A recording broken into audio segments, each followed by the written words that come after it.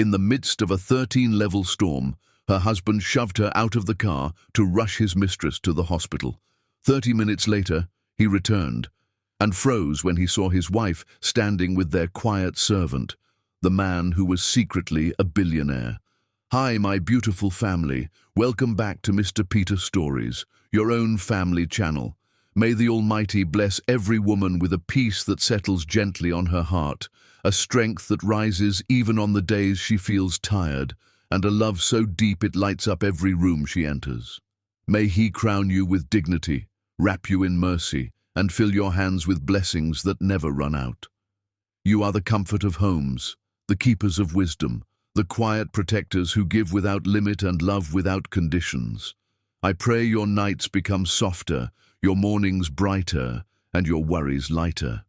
May every burden be lifted from your shoulders, every closed path open with ease, and every silent tear turn into a river of joy.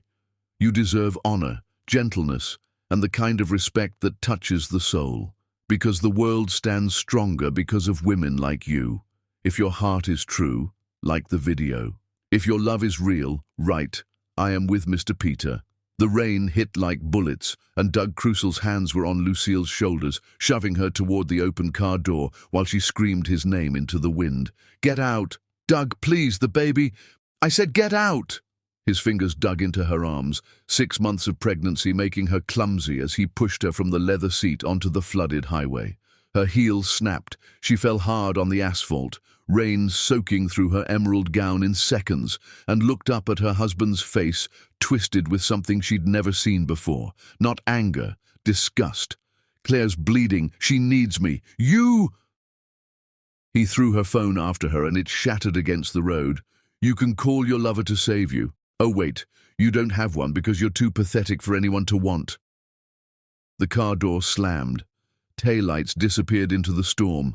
Lucille knelt on the highway in a puddle that soaked through to her skin, one hand on her belly where their daughter kicked frantically, the other pressed against the broken asphalt that had torn through her palm. Blood mixed with rainwater. Thunder cracked overhead like the sky was splitting open. She didn't cry. Couldn't cry. Her brain couldn't process that her husband had just thrown his pregnant wife out of a moving vehicle during a catastrophic storm to rush to his mistress. The same mistress everyone had warned her about, the same mistress she'd confronted him about 3 weeks ago, only to be told she was paranoid, hormonal, crazy. Headlights appeared through the sheets of rain. For one pathetic moment, her heart lifted. Doug had come back. Doug had realized.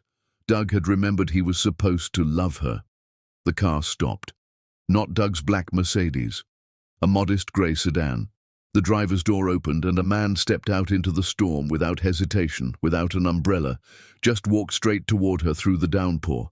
She knew that walk, knew those shoulders, knew that face even though he'd been invisible in her house for 2 years, serving dinner while she pretended he wasn't there, cleaning rooms while she avoided looking at him because looking at Harvey Clooney hurt in ways she couldn't name. "Mrs. Crusell." His voice was steady despite the chaos. "May I take you somewhere safe?" She stared at him, rain pouring down her face, her designer gown ruined, her marriage destroyed, her dignity scattered across a flooded highway. "How did you know I was here?" "I've been following you all night. I promised your mother I'd keep you safe." He held out his hand. "Please." "You're going into shock." Lucille looked at his hand, looked at the empty road where Doug's car had vanished, looked down at her shattered phone. She had no one else, no way to call anyone, no way home, just this man who'd loved her since she was 17, who she'd rejected, who she'd chosen safety over, who'd become a servant in her house just to stay close to her. She took his hand. Harvey pulled her to her feet with surprising strength, his arm immediately around her shoulders as her legs threatened to give out. He guided her to his car, opened the passenger door, helped her inside. The heat was already running. He'd been prepared. Of course he'd been prepared. Harvey was always prepared. "There's a blanket behind you," he said quietly, starting the engine. "You need to warm up. How far along are you?" 6 months. Her teeth were chattering. 6.5. His jaw tightened, But he said nothing, just turned the heat higher and drove through the storm with the careful precision of someone who'd driven through worse. Lucille wrapped herself in the blanket and watched the rain streak across the windshield. Her mind was blank, empty. She couldn't feel anything except the cold. "Where are we going?" she finally asked. "My apartment. It's 20 minutes away. I'm calling a doctor to meet us there." "I don't need a doctor. You're hypothermic. You fell on concrete while 6 months pregnant, and you're bleeding from your hand. You need a doctor." She looked down. Her palm was still bleeding, a deep gash from where she'd caught herself on the asphalt. She hadn't even felt it. "Okay. Mrs. Crucell, I need you to stay awake. Can you do that for me?" "Why are you calling me Mrs. Crucell? You've known me since I was 16. "Because you're married. To a man who just threw me out of a car." She started laughing. Couldn't stop. The absurdity of it crashed over her in waves.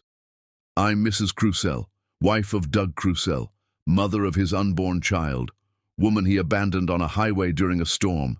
That's my title now. That's who I am." "Lucille." Harvey's voice cut through her hysteria. "Breathe. Just breathe." She did. One breath, then another. The laughter died. The numbness returned. Better than feeling. Feeling would destroy her. Harvey's apartment was modest. 3rd-floor walk-up. Clean but simple. Nothing like the mansion she'd left behind. He helped her inside, sat her on his couch, disappeared into another room, and returned with dry clothes. "These are mine, but they're clean. Bathroom is through there. I'll wait out here."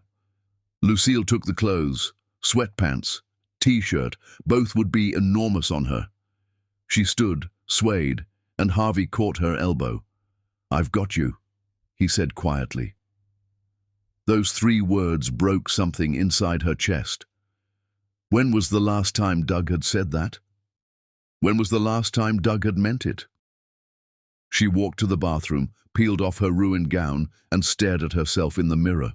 Bruises were already forming on her arms where Doug had grabbed her. Her knees were scraped bloody. Her hair hung in wet tangles. Her makeup had run in black streaks down her face. This was who she was now. This was what loving Doug Crucell had made her. She changed into Harvey's clothes, rolled the waistband of the sweatpants to accommodate her belly, and emerged to find a man in a suit waiting with Harvey in the living room. "Mrs. Crucell, I'm Dr. Morrison. I'm going to examine you and the baby, make sure you're both all right. Is that acceptable?" She nodded. Let him check her vitals, her bleeding hand, listen to the baby's heartbeat with a portable monitor. The steady thump, thump, thump filled the small apartment. Still alive, still fighting. Her daughter was stronger than her mother. "Baby's heartbeat is strong," Dr. Morrison said, packing his equipment. "You're hypothermic, but not dangerously so. The cuts need cleaning and bandaging, but no stitches. You'll be bruised and sore. I want you to rest for at least 3 days. No stress. If you experience any cramping, bleeding, or decreased fetal movement, call me immediately." He handed Harvey a card. Day or night. After the doctor left, Harvey brought her tea. Hot, sweet, exactly how she used to drink it when they were teenagers. He remembered. Of course he remembered. Harvey remembered everything. "Why?" she asked. "Why did you promise my mother you'd protect me?" Harvey sat across from her, careful to keep distance between them. "Because she asked me to. That's not an answer. It's the only answer I can give you right now. When did you see her? My mother died 2 years ago. You weren't at the funeral." "I was, in the back. You were too grief-stricken to notice me. I visited her every Sunday for 2 years before she died. She knew you'd married the wrong man. She asked me to stay close, to be there when you needed me." He met her eyes. She knew this day would come. "My mother knew Doug would—" Lucille couldn't finish the sentence. Saying it out loud made it real. "She knew he didn't love you the way you deserved to be loved. She knew eventually you'd see it too." Harvey's voice was gentle. "She wanted someone to catch you when you fell. So you became a servant in my house. I became whatever I needed to be to keep my promise." Lucille looked at him. Really looked. At the man who'd kissed her under an oak tree when she was 17, who'd set her whole body on fire with that one touch, who she'd been so terrified of feeling that much for that she'd run straight into Doug's safe, predictable arms 3 days later. "I chose wrong," she whispered. "You chose what you needed at the time. I needed safety. I got cruelty instead. I know. Harvey, I don't know how to do this. I don't know how to be this person. The abandoned wife, the single mother, the woman everyone pities. You don't have to figure it out tonight. Tonight you just need to rest." He was right. Exhaustion pulled at her like undertow. She lay back against the pillows he'd arranged, pulled the blanket up to her chin, and closed her eyes. Within minutes, sleep claimed her. Harvey sat in the chair across the room and watched her breathe. Watched her hand rest protectively over her belly, even in sleep. Watched the woman he'd loved for 17 years, finally safe under his roof after 2 years of watching her husband slowly destroy her. His phone buzzed, a text from his assistant at Clooney Industries. "Board meeting tomorrow at 9. Need your approval on the Singapore acquisition." He typed back, "Reschedule everything for the rest of the week. Family emergency." The lie was necessary. No one could know who he really was. Not yet. Maybe not ever. This wasn't about him. It had never been about him. Outside, the storm continued to rage. 20 miles away, Doug Crucial arrived at Mercy General Hospital and found Claire Danes standing in the lobby, perfectly healthy, laughing with a man who had his arm around her waist. Doug stopped walking, stared. Claire saw him, and her smile turned vicious.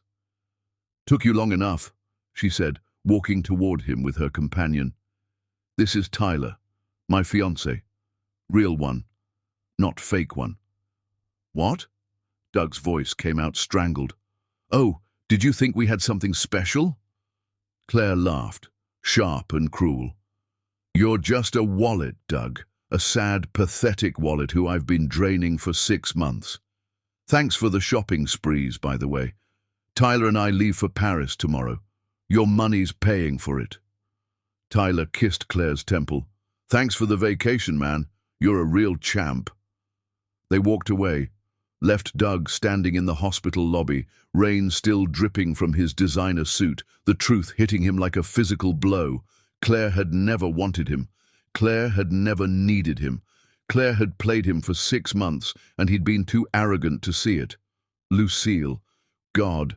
Lucille. He ran back to his car, drove like a maniac through the storm, back to where he'd left her.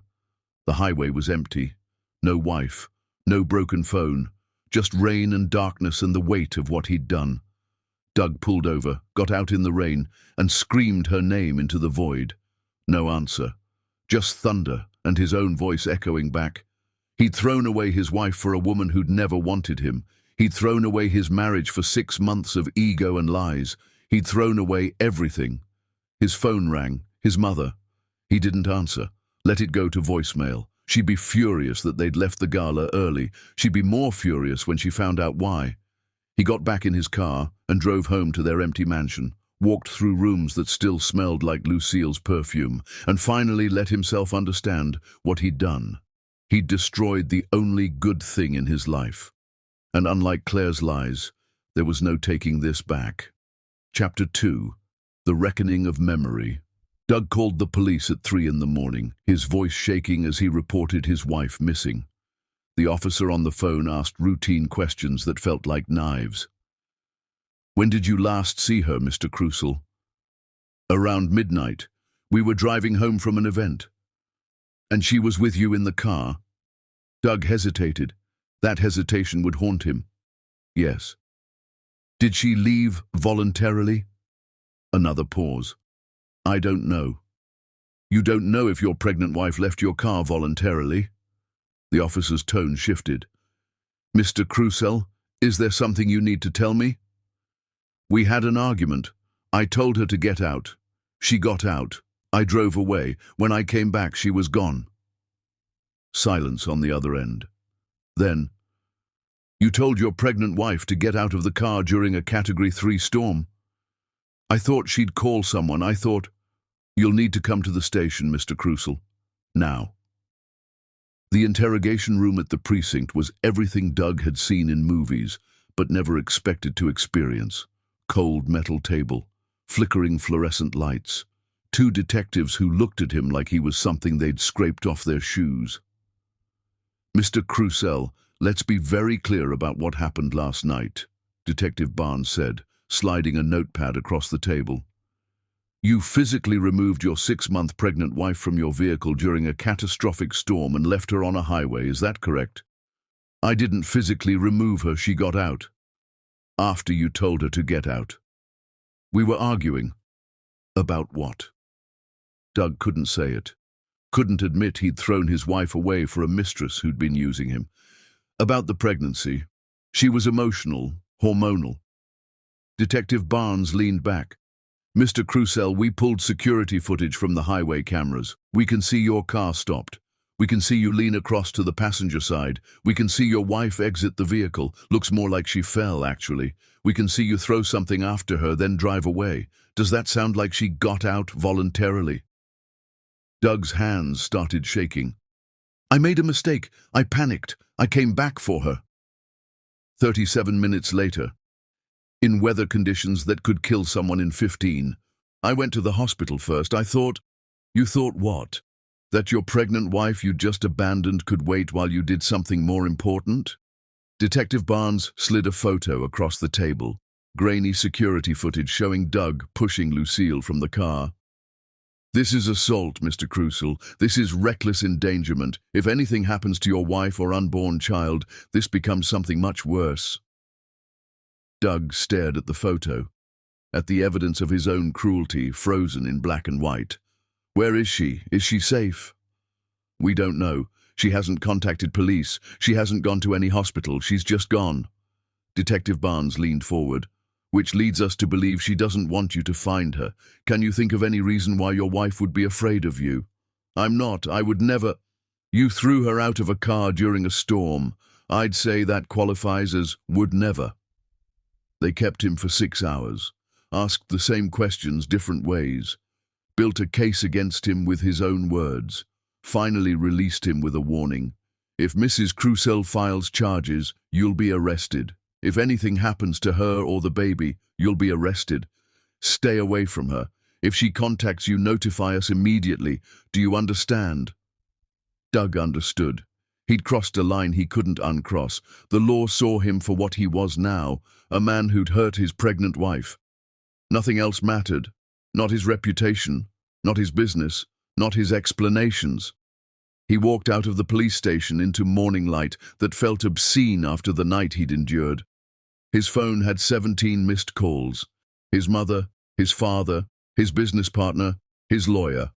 Everyone who mattered in his carefully constructed life, suddenly demanding answers he didn't have. He ignored them all and drove to Harvey's apartment building. He didn't know why he knew. Maybe the way Harvey had always looked at Lucille when he thought no one was watching. Maybe the way Lucille had always avoided looking at Harvey. Maybe some instinct that told him his wife had run to the one person who'd never hurt her. He parked across the street and waited. 3 hours. 4. Finally, movement in a third-floor window. A figure passing by. Female. Pregnant. Lucille. She was alive. She was safe. She was with him. Doug's relief lasted exactly 10 seconds before rage replaced it. Harvey, the servant, the nobody who'd worked in their house for 2 years, invisible and quiet, always there, always watching. How long had this been planned? How long had Lucille been lying to him? He was about to storm the building when his phone rang. His lawyer. Doug, we have a serious problem. Lucille filed a restraining order. If you go within 500 feet of her, you'll be arrested. She's in there with another man. I don't care if she's with the entire football team. You go near her, you go to jail. The order is effective immediately. I'm sending you the paperwork now. Doug looked up at the window, saw Lucille's silhouette moving past, so close, untouchable. He drove home, read the restraining order, and understood that his wife hadn't just left him. She'd destroyed him. The order cited physical assault, emotional abuse, abandonment, and reckless endangerment. It painted him as a monster, Worse, it was all true. His phone rang again. His mother. He finally answered. "Where have you been? The Vandermeers are asking questions. The senator's wife wants to know why you left the gala so suddenly." "What do I tell them?" "Tell them the truth, Mother. Tell them I threw my pregnant wife out of a car during a storm so I could rush to my mistress who was faking an emergency. Tell them I'm exactly the piece of garbage they're all going to call me by tomorrow." "Douglas, don't be dramatic. It's already on social media. Someone filmed it. The whole thing. It's trending. #abandonedwife. Check Twitter." He hung up, opened his own Twitter, saw the video that would define the rest of his life. Grainy night vision footage from someone's dash cam, his Mercedes stopping, the passenger door opening, Lucille falling, him throwing her phone, driving away, 40,000 retweets, comments rolling in by the second. This man is a monster. She's pregnant. What kind of human does this? I hope she takes everything in the divorce. He should be in prison. Doug threw his phone across the room and watched it shatter against the wall.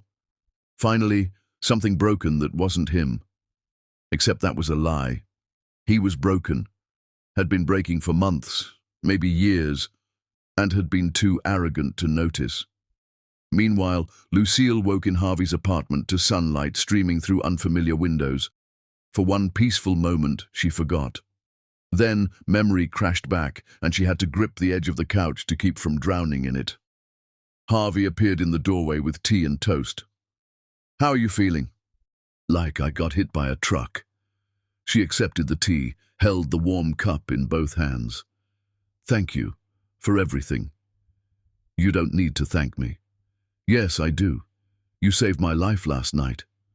"I kept a promise." He sat in the chair across from her, maintaining careful distance. "Dr. Morrison will be back this afternoon to check on you. I've stocked the guest room with everything you might need. You can stay here as long as you want. No pressure, no expectations." "Harvey, why? Why did you really become a servant in my house?" He was quiet for a long time. Then, "Your mother called me the month before she died. She was in hospice. She asked me to visit, so I did. Every Sunday for 8 weeks until she passed. We talked about a lot of things. Her life. Her regrets. You." Lucille's throat tightened. "What did she say about me?" "She said you'd chosen safety over passion. That you'd married a man who made you feel secure instead of the man who made you feel alive. She said it was her fault because she'd raised you to be careful, to be practical, to never take risks, and now you were paying for that lesson." Harvey's dark eyes met hers. "She asked me to watch over you, to be there when the safe choice turned dangerous. She knew it would happen. She just didn't know when. So you became our servant. I became invisible. I watched you build a life with a man who didn't deserve you. I watched him belittle you at dinner parties, dismiss your opinions, ignore you for his phone, treat you like an accessory instead of a person. I watched the light in your eyes dim a little more each month." His voice roughened. "And I waited for the day you'd need me. I hated that day had to come, but I was ready when it did." Lucille set down her tea with shaking hands. "We knew each other when we were young. We did. You kissed me, under the oak tree behind my mother's house. I was 17. You were 18. I remember. I ran. I met Doug 3 days later. I married him 10 months after that." She forced herself to look at Harvey. "I was terrified of you. I know. Not of you, Harvey. Of how you made me feel. Like I was on fire. Like I couldn't breathe. Like I'd never be safe again because you'd ruined me for anything less than that intensity." Tears spilled down her cheeks. "So I chose the man who didn't make me feel anything. And he destroyed me anyway." Harvey moved to sit beside her, close but not touching. "You weren't ready for what I felt. Maybe you still aren't. That's okay. I'm not here for that. I'm here because I promised your mother I'd keep you safe. Nothing more. You're lying. You want more. What I want doesn't matter. What you need does. Lucille turned to face him fully. What do I need, Harvey? Time, space, safety, someone who won't hurt you while you figure out who you are without him. And you'll just wait. While I fall apart and put myself back together, you'll just sit here and wait for me to, maybe someday possibly feel something for you? Yes. That's not fair to you. I've waited 17 years. I can wait longer. What if I never... She couldn't finish, too cruel to say out loud. Then I'll have kept my promise to your mother and helped the woman I love survive something terrible. That's enough.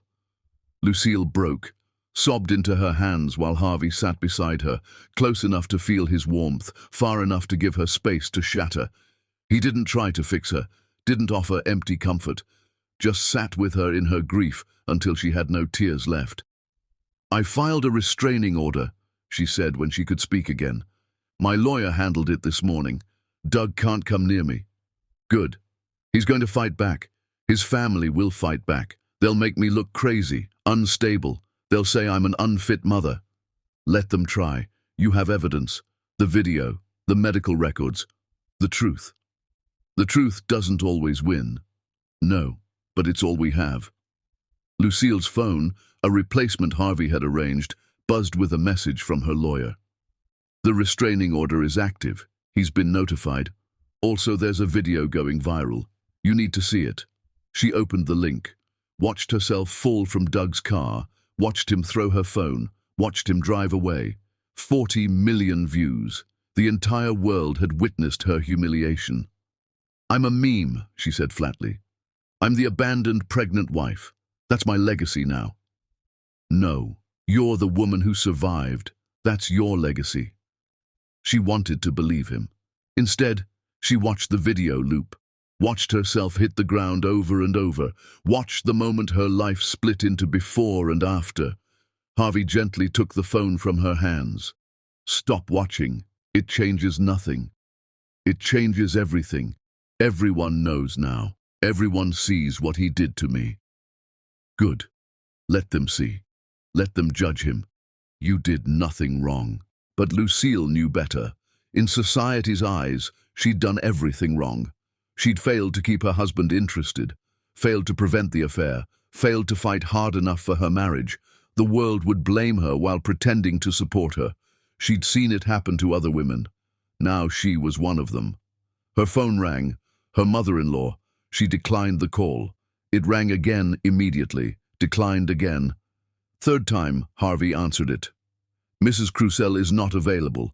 Don't call this number again. He hung up before Doug's mother could respond. She'll just keep calling, Lucille said. Then I'll keep declining. Harvey, you can't fight my battles for me. I'm not fighting them for you. I'm standing beside you while you fight them yourself. There's a difference. Lucille looked at this man who'd loved her for 17 years, who'd watched her marry someone else, who'd made himself invisible just to stay close, who'd caught her when she fell.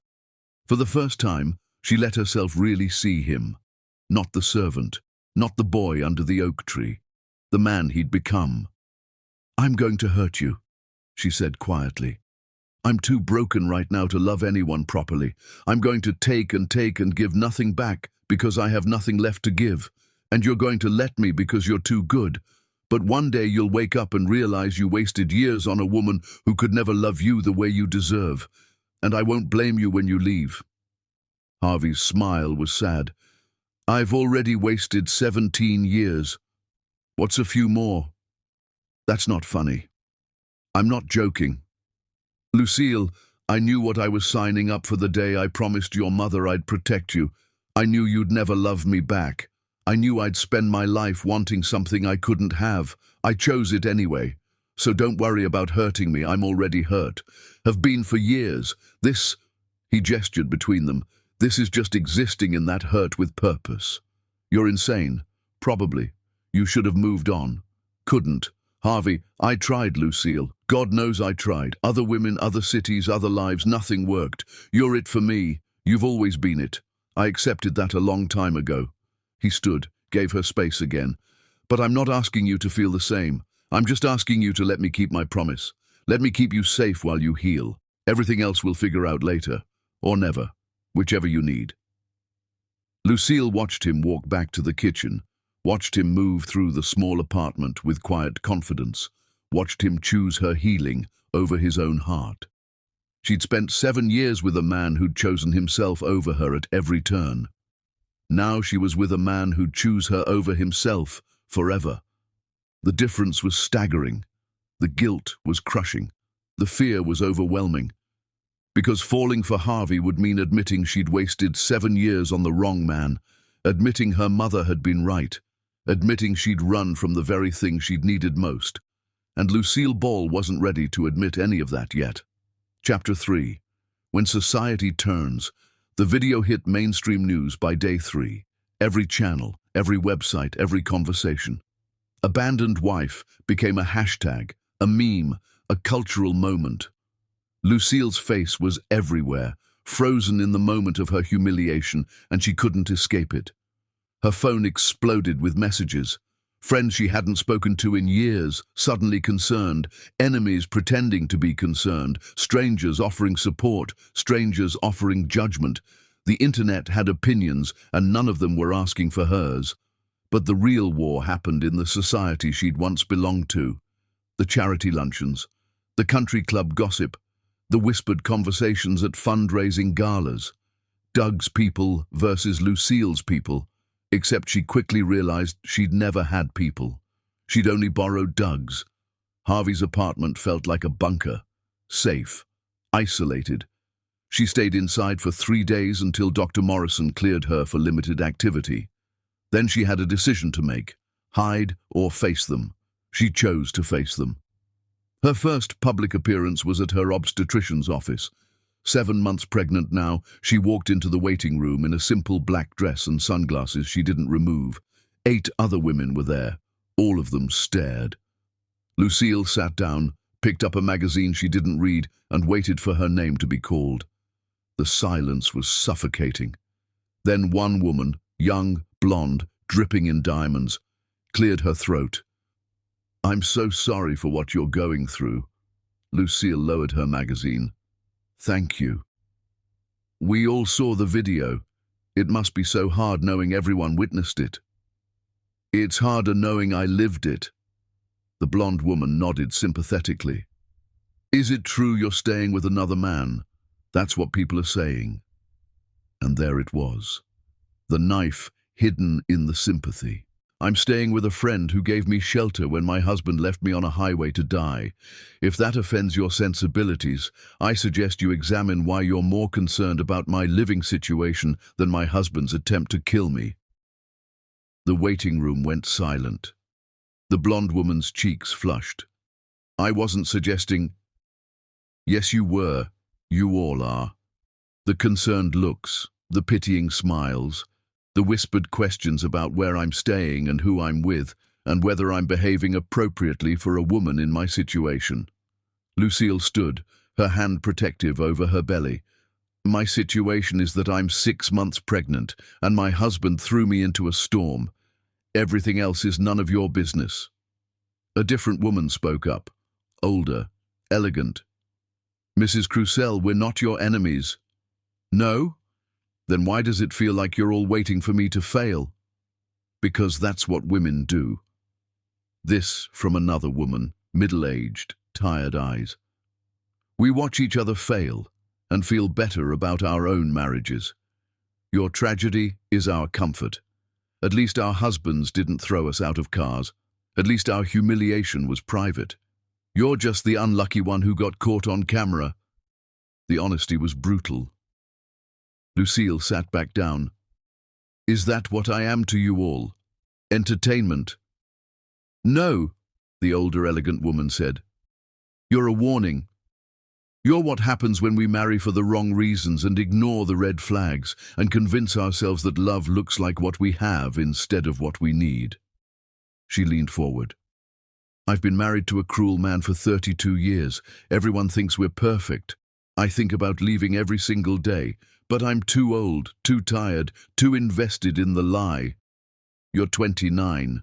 You have time to rebuild. Don't waste it being bitter." Lucille stared at her.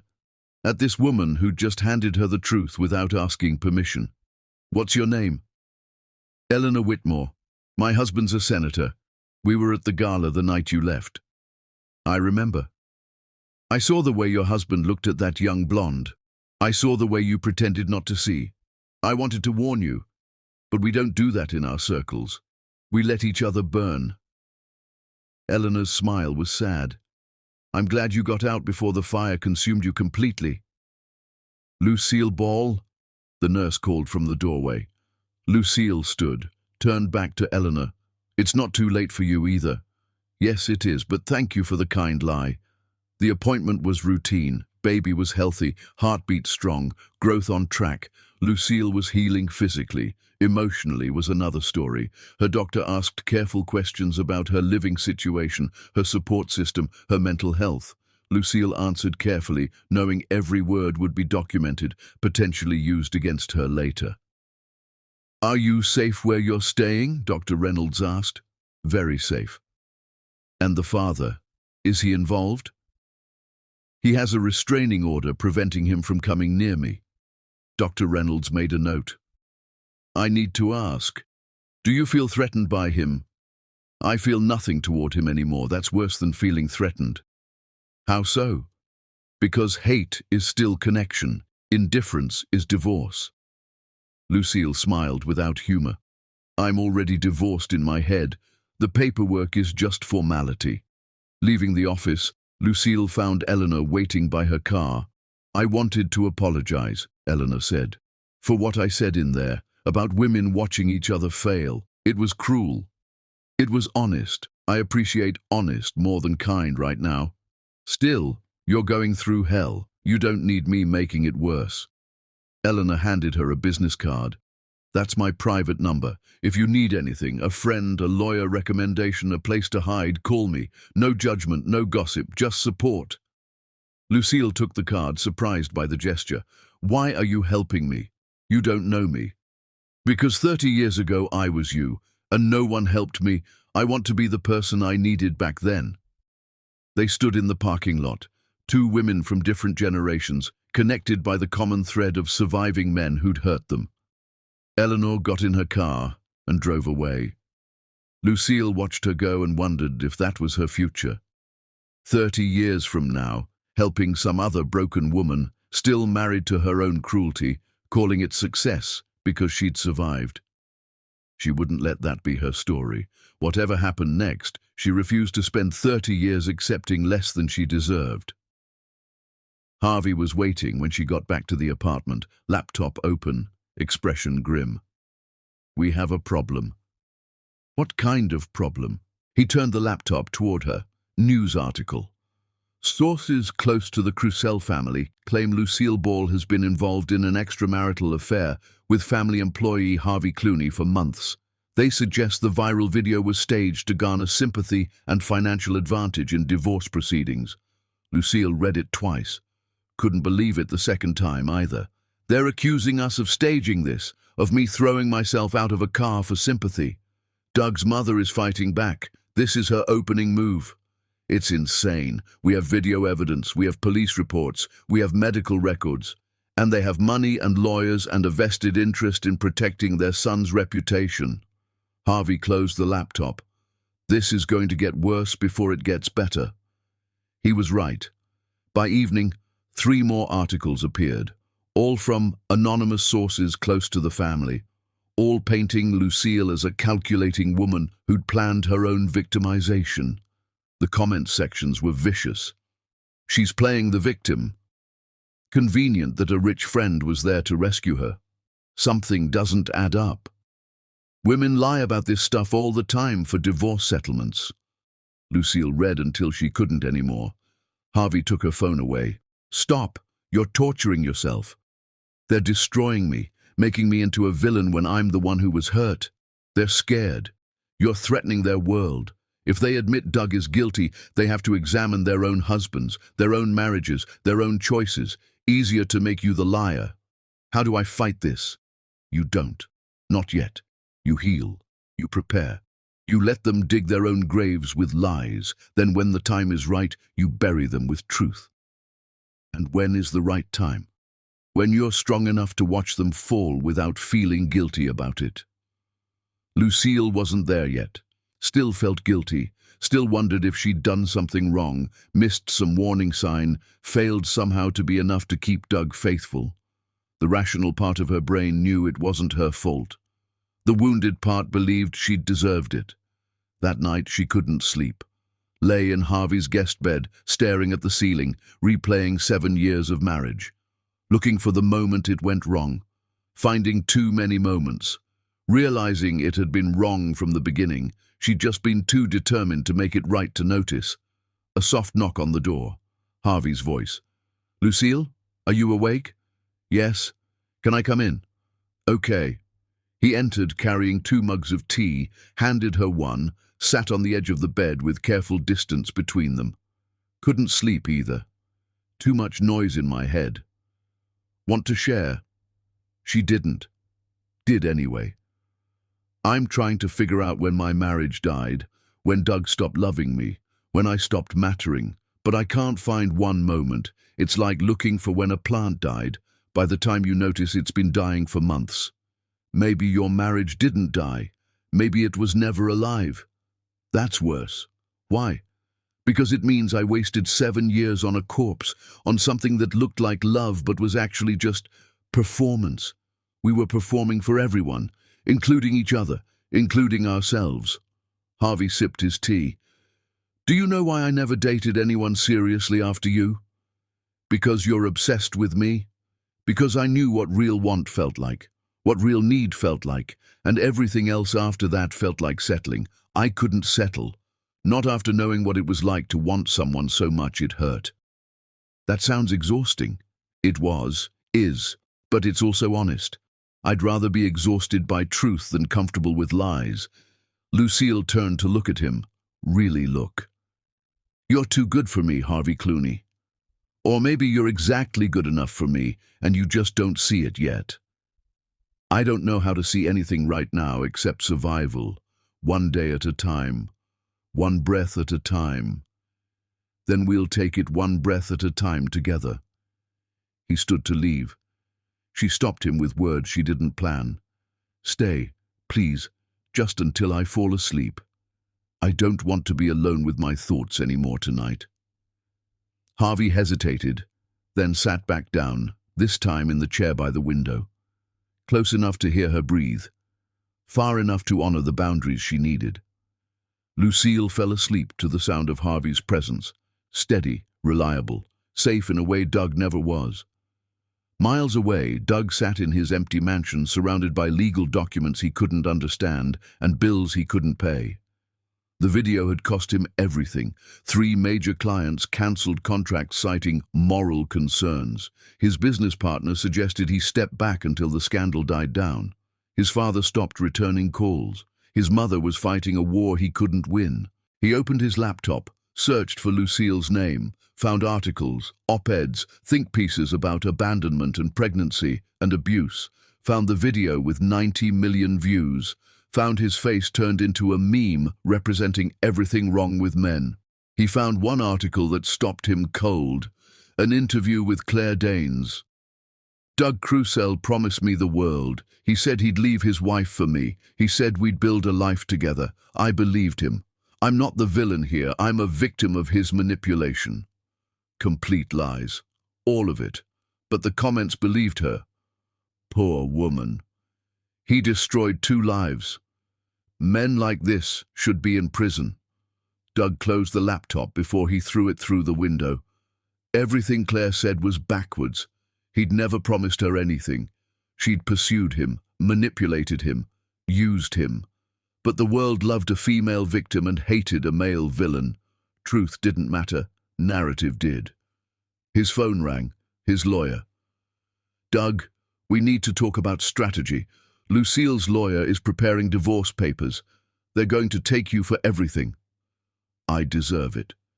"You deserve to protect your assets. We can fight this." "No, give her whatever she wants. The house, the money, everything. That's insane. You'll have nothing left."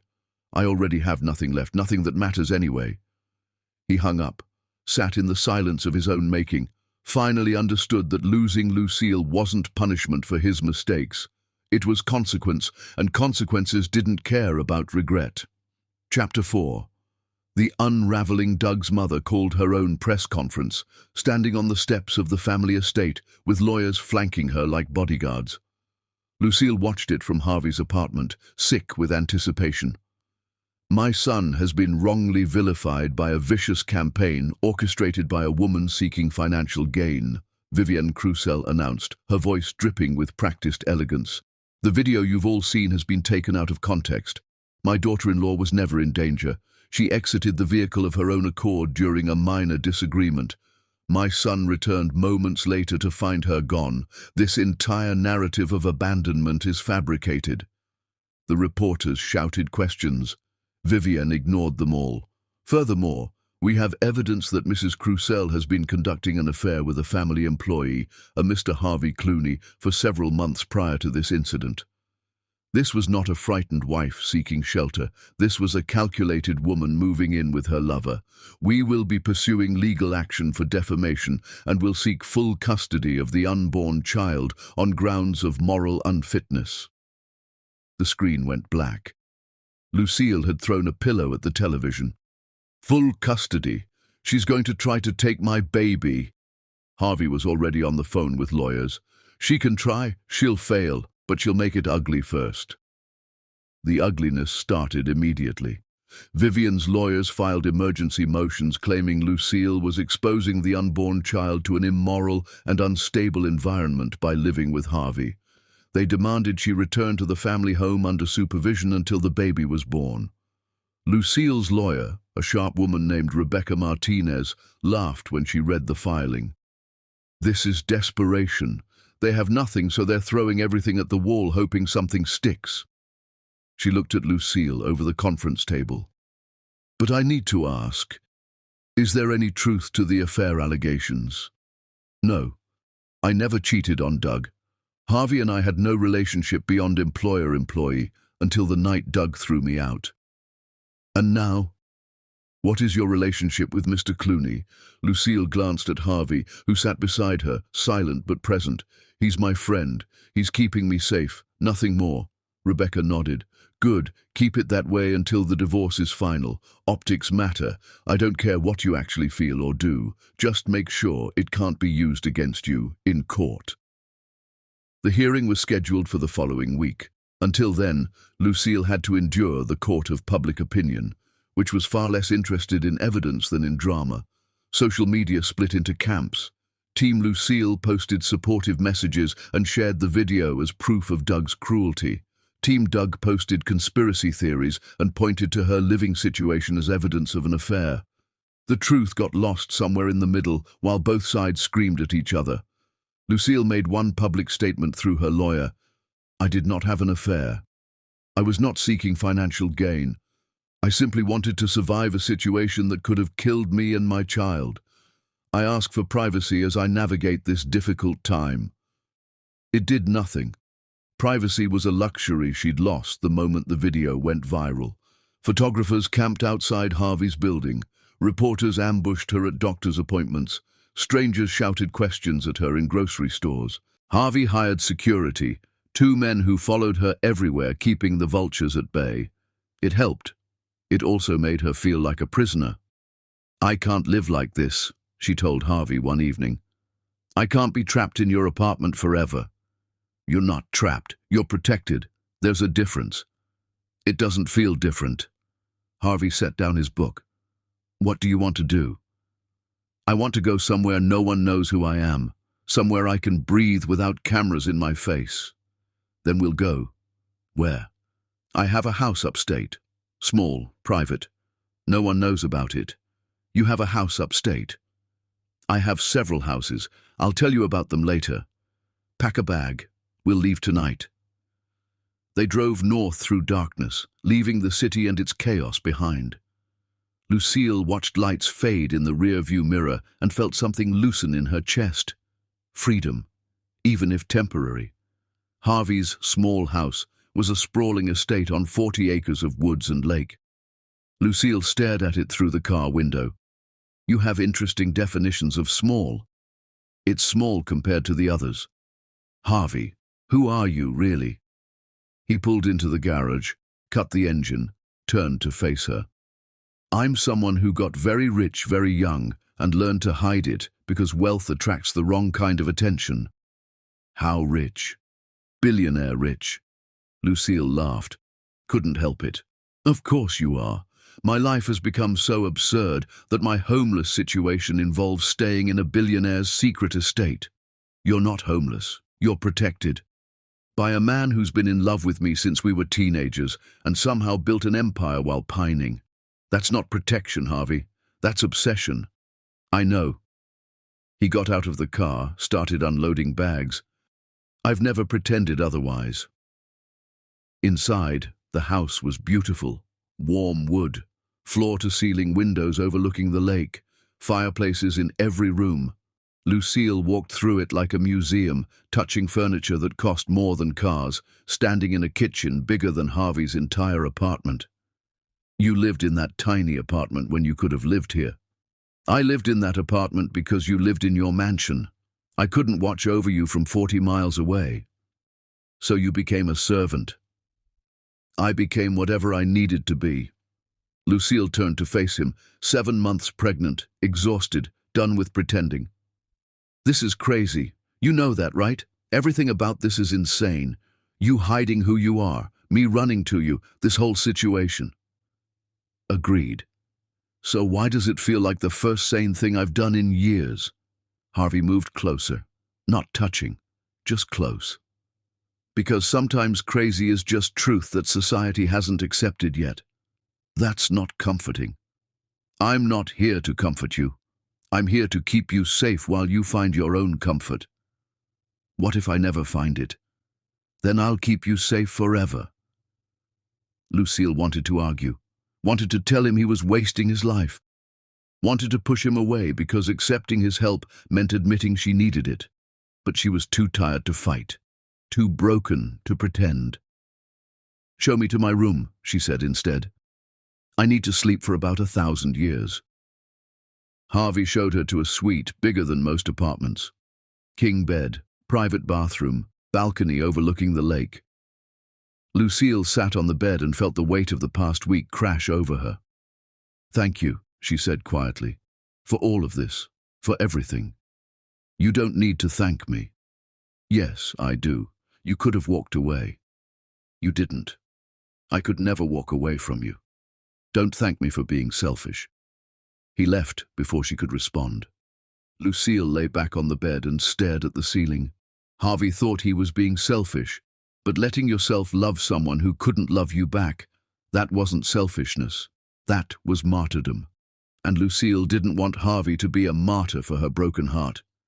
She didn't know what she wanted him to be, only that the idea of him not being there anymore made her chest hurt in ways she couldn't explain.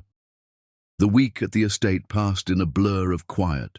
No reporters, no lawyers, no social media, just Lucille and Harvey existing in the same space without pretending everything was fine. They fell into a rhythm. Mornings on the dock watching the lake, afternoons reading in the library, evenings cooking dinner together. Harvey was an excellent cook. Lucille couldn't boil water without burning it. They laughed about it, laughed about other things too, small things, stupid things, the kind of laughter that hurt because it felt like betraying the gravity of everything else. I haven't laughed in months, Lucille said one evening while they were making pasta that she'd somehow managed not to ruin. I forgot what it felt like. What does it feel like? Like being human again. Like maybe I'm not just a walking tragedy. You were never just a tragedy. You were always human. You just forgot for a while. Doug made me forget. No, Doug made you hide. There's a difference. Lucille stirred the sauce, thought about that. Do you ever hide who you are? Every day, being Harvey Clooney, billionaire, comes with expectations I don't enjoy. Charity events, board meetings, people wanting things from me. I hide from all of it as much as possible.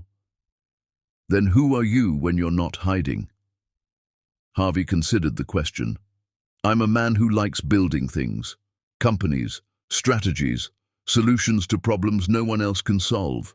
I'm good at it. It makes me money, but it's not who I am. It's just what I do. So, who are you? I'm someone who fell in love at 17 and never figured out how to fall out. I'm someone who makes promises to dying women and keeps them. I'm someone who would rather watch you live your life from a distance than live my own life without you in it somewhere. He looked at her. I'm the man who's been waiting for you to come home, even though you never left. Lucille's throat tightened. Harvey, you asked. I answered. You don't have to respond. You don't have to feel the same. I just wanted you to know who I am when I'm not hiding. I don't know who I am when I'm not hiding. Then maybe we figure it out together. The hearing arrived too quickly. Lucille returned to the city with Harvey, dressed in a conservative navy dress that hid her 7-month belly as much as possible, her hair pulled back, minimal makeup. She looked like every man's idea of a proper woman. It made her want to vomit. The courtroom was packed. Vivian sat on one side with her lawyers. Lucille sat on the other with Rebecca. Doug wasn't there, chose not to attend, chose to let his mother fight his battles. Vivian's lawyer presented their case. Lucille was unfit, living with a man out of wedlock, exposing the child to immoral influences. They had witnesses who would testify to seeing inappropriate behavior between Lucille and Harvey. Rebecca dismantled it piece by piece. The witnesses were all family friends with vested interests. The inappropriate behavior was Harvey helping a pregnant woman walk. The entire case was fabricated desperation from a family trying to control a narrative they'd already lost. Then Rebecca played the video, the full version, not the edited clip. Showed Doug physically shoving Lucille from the car, showed him throwing her phone, showed him driving away while his pregnant wife lay on the ground. The courtroom went silent. This, Rebecca said, is what Mrs. Crucial survived. This is why she sought shelter with a friend. This is why she obtained a restraining order. And this is why the Crucial family is trying to destroy her character, because they can't defend their son's actions, so they attack her instead. Judge Morrison, a woman in her 60s with sharp eyes, looked at Vivian. Mrs. Crucial, do you have any evidence beyond hearsay and character witnesses that your daughter-in-law is unfit? Your Honor, she's living in sin with another man. She's living in safety after your son committed assault. Unless you have evidence of actual wrongdoing, I'm inclined to dismiss this petition. Your Honor, we have financial records showing... Showing what? That she accessed her own trust fund? That's not evidence of unfitness. That's evidence of good sense. Judge Morrison closed the file. Petition denied. Mrs. Lucille Ball retains full custody of her unborn child. Mr. Douglas Crucial's access will be determined after the child's birth and appropriate psychological evaluation. This hearing is adjourned. Vivian's face went white, then red. She stood, pointed at Lucille. You've destroyed my family. You've destroyed my son. I hope you're proud of yourself. Lucille stood too, hand on her belly. Your son destroyed himself. I just survived it. Security had to escort Vivian out as she continued screaming. Rebecca squeezed Lucille's shoulder. You won. It's over. But it wasn't over.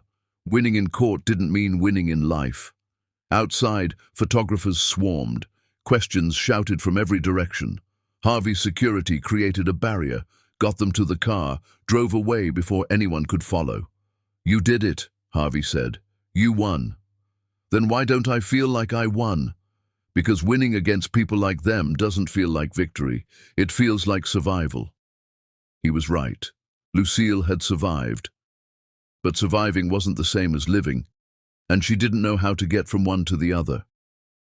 That night, back at the estate, she stood on the balcony watching moonlight on the lake. Harvey found her there an hour later. You should be sleeping. Can't.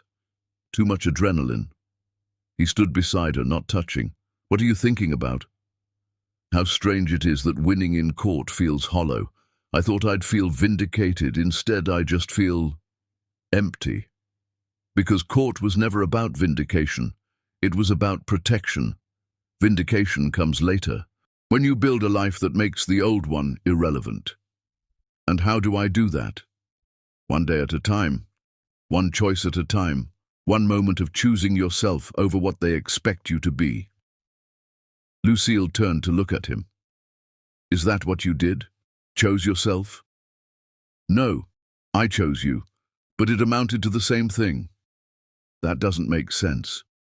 Love rarely does. She wanted to tell him to stop loving her, stop waiting, stop wasting himself on someone who might never be whole enough to love him back. But the words stuck in her throat because somewhere deep down, she didn't want him to stop, didn't want him to leave, didn't want to face the world without him standing beside her. That terrified her more than Doug ever had. Chapter 5. The Revelation. Lucille settled into life at the estate with uneasy comfort. The quiet was healing, the space was necessary, but underlying everything was the question she couldn't ignore. Who was Harvey Clooney, really? She started noticing things. The calls he took in private, speaking in tones that suggested authority. The documents that arrived by courier requiring his signature. The way staff at the local market treated him with deference despite his casual clothes. He wasn't just wealthy, he was powerful. One afternoon while Harvey was out, Lucille did what any rational person would do. She Googled him. The results were staggering. Harvey Remington Clooney, founder and CEO of Clooney Industries, net worth estimated at $14 billion, technology patents, real estate holdings, venture capital investments, board member of 6 Fortune 500 companies, philanthropist, recluse. The photos showed a different Harvey, suited, polished, standing with presidents and prime ministers, nothing like the man who'd been cooking her breakfast and reading beside her on the dock. She was still staring at her laptop when Harvey returned. "Find anything interesting?" he asked from the doorway. Lucille jumped. "You knew I'd look you up?" "I was surprised it took this long." He set down grocery bags, started unpacking. "What do you want to know?" "Everything. Start with why a man worth $14 billion was working as a servant in my house." "I told you. I promised your mother." "That's not enough, Harvey. Normal people don't hide their entire identity for 2 years just to keep a promise. That's not devotion. That's—" She struggled for the word. "That's pathological." He stopped unpacking, leaned against the counter. "You want the truth? Please. I didn't just fall in love with you when we were 17. I became obsessed. After you married Doug, I threw myself into building Clooney Industries because if I couldn't have you, I'd have everything else. I made my first billion at 25, my fifth at 30. None of it mattered because you weren't there." He met her eyes. "Your mother called me the month before she died. She knew I'd never moved on. She asked me to watch over you, not from a distance, close, where I could see you, understand you, be there when you finally needed someone who wouldn't fail you. So you erased yourself. I created a new identity. Harvey the servant, quiet, invisible, safe. I watched you live with a man who didn't deserve you, watched him belittle you, ignore you, cheat on you. I watched you pretend everything was fine while your light died a little more each day." His voice roughened. "And I waited, like a vulture, like a predator, for the moment you'd be broken enough to need me." The honesty was brutal. Lucille sat down, processing. "That's disturbing. I know. That's not love. That's stalking." "I know that too. So why are you telling me this? Why not just keep pretending you're some noble protector?" "Because you deserve the truth. Because I'm tired of pretending. Because you asked who I really am, and this is it. I'm a man who loved you so much it twisted into something unhealthy. I'm not the hero of this story. I'm just someone who was there when you needed them." Lucille didn't know what to say. The Harvey she'd been building in her mind, the patient, selfless protector, didn't match this raw confession. This was messier, darker, more real. "I don't know how to feel about this," she said finally. "You don't have to feel anything. I'm not asking for forgiveness or understanding. I'm just being honest." "Why now?" "Because you're starting to look at me like I'm something I'm not, something pure. And I'd rather you hate me for who I am than love me for who I'm pretending to be." Lucille laughed without humor.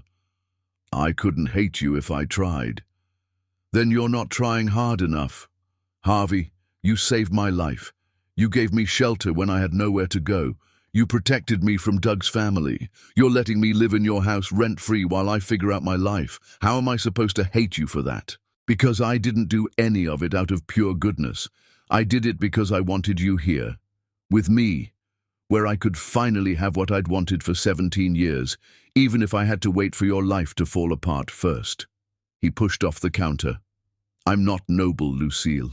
I'm selfish. Every kind thing I've done has been because I wanted you close. That's not love. That's possession. And what if I don't see it that way? Then you're not seeing clearly. She stood, walked over to him, forced him to look at her.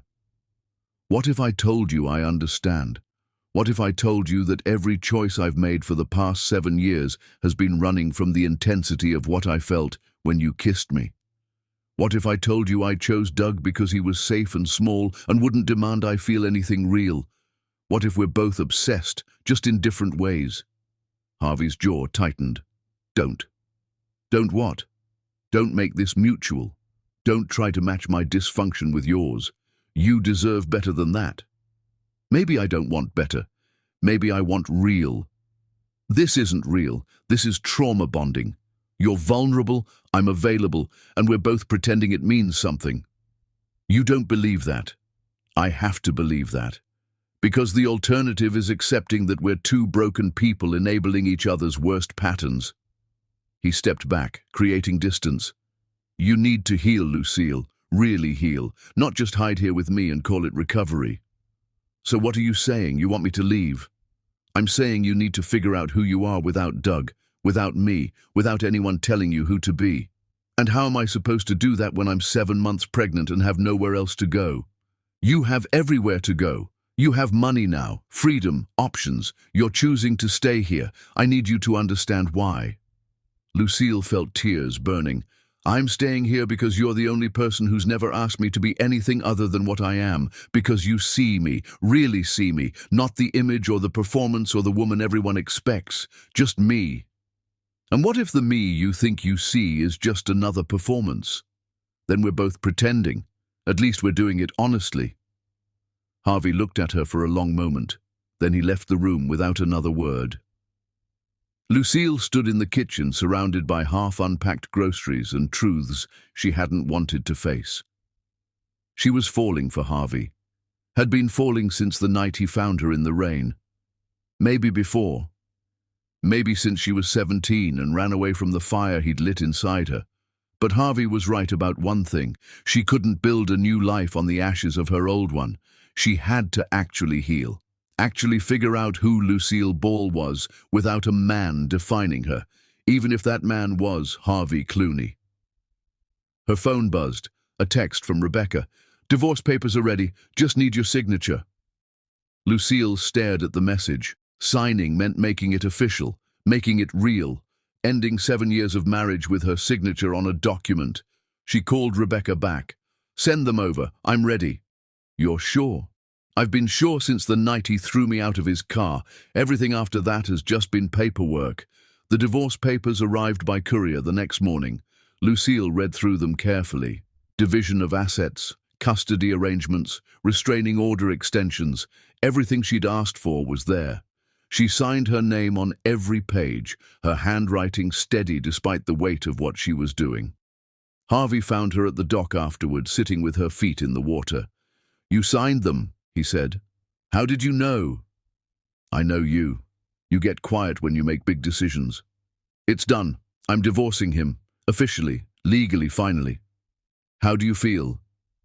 Relieved, terrified, free, trapped, all of it at once. She looked up at him. Is that normal? I think normal went out the window the night you got thrown from a car. Everything after that is just survival taking different forms. He sat beside her, close but not touching. They stayed that way for a long time, not talking, just existing in the same space, processing the enormity of what came next. Miles away, Doug signed his own copy of the divorce papers with shaking hands. His lawyer watched with professional detachment. "She's taking the house, half your assets, and full custody. You could fight this." "No." Doug set down the pen. "Give her whatever she wants. You're making a mistake." "I've already made my mistakes. This is just accepting the consequences." He walked out of the lawyer's office and into a life he no longer recognized. No wife, no child, no reputation, just the endless echo of his own choices and the woman he'd destroyed for nothing. Chapter 6. The Price of Betrayal. 8 months pregnant now, Lucille moved through the world with the careful deliberation of someone carrying something precious. Her daughter kicked constantly, restless, as if sensing her mother's turmoil. Dr. Reynolds said everything looked perfect. Lucille knew perfect was a lie. Nothing about this situation was perfect. The divorce was proceeding. Doug hadn't contested anything, which somehow made it worse. Lucille had prepared for a fight. Instead, she got surrender. It felt hollow. She'd wanted him to fight for her, even now, even after everything. Wanted him to prove that somewhere under the cruelty, the man she'd married still existed. He didn't fight.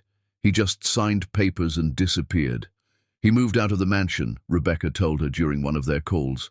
Sold it, actually. Moved into an apartment downtown, working as a financial consultant. His business partner bought him out. His father disowned him publicly. He's lost everything. Lucille waited to feel satisfaction, felt only emptiness. What about Claire? She's gone. Left the city. Social media says she moved to California with her boyfriend. Used Doug's money to fund their new life. Some people are calling her a hero for exposing him. Others are calling her a con artist. Depends on who you ask. What's the truth? Does it matter? She got what she wanted. He got what he deserved. You're the only one left picking up pieces. That night, Lucille dreamed of the storm, of falling, of Doug's face twisted with disgust, woke up gasping, her hand on her belly, her daughter kicking frantically against her palm. Harvey appeared in her doorway. Bad dream. Memory. He moved to sit on the edge of her bed, the same careful distance he always maintained.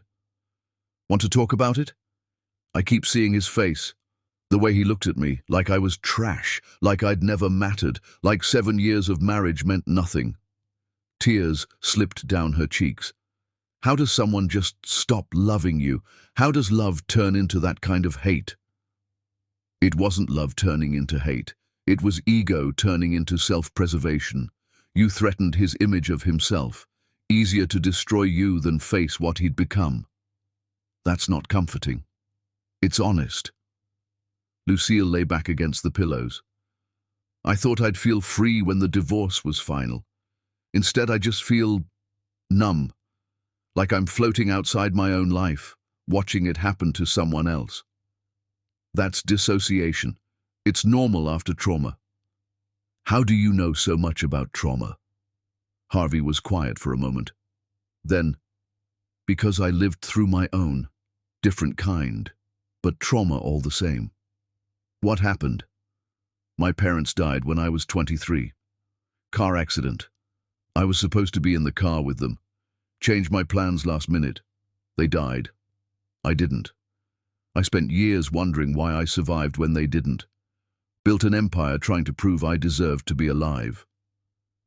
He met her eyes. Trauma makes us do strange things. Some of us build companies. Some of us run from love. Some of us throw pregnant wives out of cars.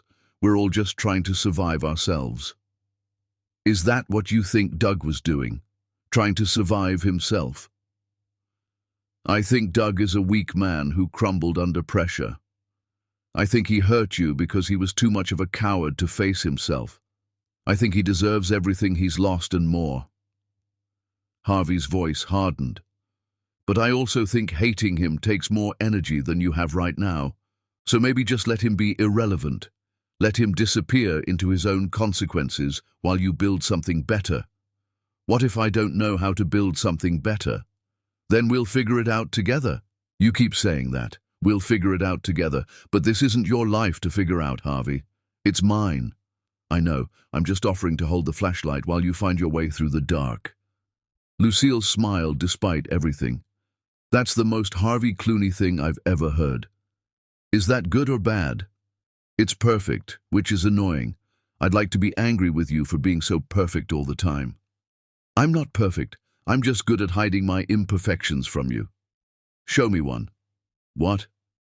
Show me one imperfection. Prove you're human. Harvey thought about it, then stood and left the room, returned with a worn notebook, handed it to her. Read page 47. Lucille opened to the page, found a journal entry dated 3 years earlier, read words that made her chest tighten. I saw her today at the market. She looked tired. Doug was with her, treating her like an accessory instead of a person. I wanted to walk up to them, punch him in the face and carry her away. Instead, I smiled politely when she barely noticed me and went home and broke 3 plates against my kitchen wall because I'm a coward who watches the woman I love suffer and does nothing. She looked up at Harvey. You broke plates. An entire set. Very therapeutic, also expensive. You're an angry plate breaker. Among other things, I've also thrown phones, punched walls, and once destroyed a very nice laptop by throwing it off my balcony, all because I had to watch you live with him while pretending I didn't exist. Harvey took the notebook back. So yes, I have imperfections. I'm violent with inanimate objects. I'm possessive. I'm jealous. I'm a terrible loser at board games. I sing off-key in the shower. I burn toast. I'm not perfect, Lucille. I'm just very good at managing your expectations. Lucille started laughing, couldn't stop. The image of billionaire Harvey Clooney throwing plates and laptops over her was absurd and heartbreaking, and somehow exactly what she needed to hear. You're ridiculous. I prefer emotionally complex. You're ridiculous and emotionally complex. I can live with that. They sat in comfortable silence until Lucille yawned. Harvey stood to leave. Harvey? Yes? Thank you for being ridiculous with me. Anytime. He closed the door softly behind him. Lucille lay in the dark, hand on her belly, and realized she felt something she hadn't felt in months. Not happiness, not yet, but maybe the beginning of it, the possibility of it, the hope that happiness existed somewhere on the other side of this grief. Her phone buzzed, a text from an unknown number. This is Doug. I know I shouldn't contact you. I know the restraining order says I can't. But I needed you to know I signed the divorce papers. Everything you asked for, you'll get. The house, the money, all of it. I won't fight for custody. I won't fight for anything. You deserve better than I ever gave you. I'm sorry. For everything. I'm so fucking sorry. Lucille read it 3 times, wanted to respond, wanted to scream at him or forgive him or something. Instead, she deleted the message and blocked the number. Some apologies came too late to matter. Some doors, once closed, needed to stay that way. She fell asleep to her daughter's kicking and woke to sunlight streaming through the windows. A new day, another chance to be someone other than Doug Crusel's ex-wife. She was ready to figure out who that someone was. Chapter 7. The vigil labor started at 3 in the morning with a pain that ripped Lucille from sleep. She lay in the dark, hand on her belly, counting seconds between contractions. 8 minutes. Then 7. Then 5. She called for Harvey. He appeared instantly, already dressed, car keys in hand like he'd been waiting for this moment. Maybe he had been. It's time, she said, voice tight with pain. I've got you. The drive to the hospital was a blur. Harvey drove with calm precision while Lucille breathed through contractions that felt like her body was splitting open. He held her hand when she needed it, gave her space when she didn't, talked to her about nothing and everything to keep her mind occupied. You're going to be an amazing mother, he said as they pulled into the emergency entrance. How do you know? Because you're an amazing person. The rest will follow. She wanted to believe him. Another contraction hit, and belief became irrelevant. Only survival mattered. The hospital staff moved quickly. Wheelchair, elevator, labor and delivery floor. Dr. Reynolds appeared like magic, already in scrubs, already smiling. Let's meet your daughter. Labor was 17 hours of pain Lucille hadn't known existed. Harvey stayed the entire time, held her hand when she squeezed hard enough to break bones, wiped her forehead with cool cloths, let her scream at him when the pain became too much, never flinched, never left. "I can't do this," she sobbed during hour 14. "It's too much, I can't." "You can. You are. You're the strongest person I've ever known." "I'm not strong. I'm broken." "You're both, and that's what makes you extraordinary." At hour 17, Dr. Reynolds said the words Lucille had been waiting for. "It's time to push." 3 pushes. 4. 10.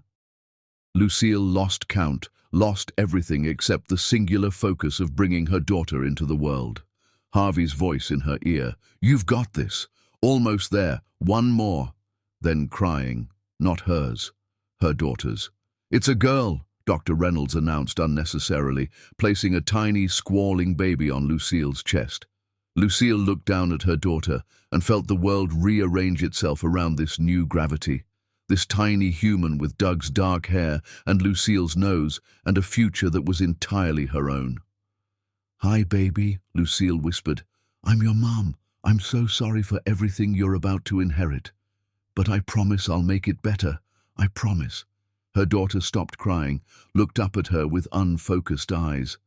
Lucille fell in love in a way she'd never loved before. Fierce, protective, absolute. "What's her name?" Dr. Reynolds asked.